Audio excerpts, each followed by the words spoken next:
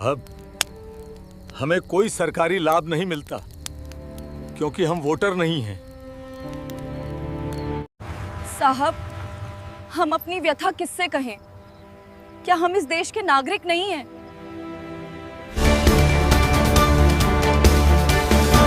नमस्कार, मैं हूं रितिका और आप देख रहे हैं EST24 न्यूज।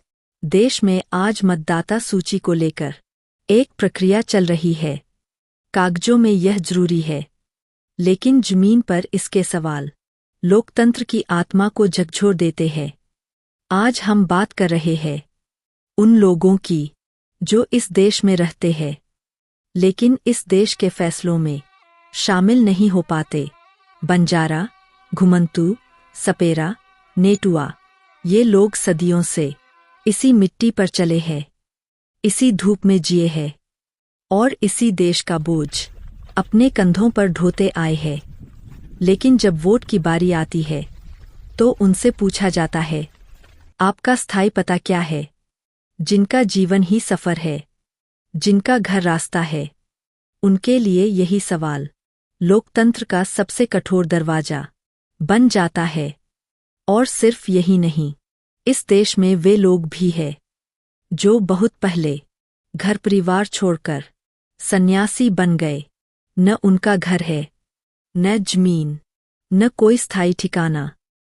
उन्होंने मोह छोड़ा, त्याग चुना, लेकिन क्या लोकतंत्र ने उन्हें भी छोड़ दिया? संविधान यह नहीं पूछता कि आपके पास मकान है या नहीं, वह सिर्फ यह कहता है आप नागरिक हैं, तो आपका वोट है। अब हमें कोई सरकारी लाभ नहीं मिलता क्योंकि हम वोटर नहीं हैं। फिर भी सच्चाई यह है कि घुमंतू समाज हो या त्याग का मार्ग चुनने वाले सन्यासी, आज भी कई लोग सूचियों से बाहर है। साहब, हम अपनी व्यथा किससे कहें? क्या हम इस देश के नागरिक नहीं हैं?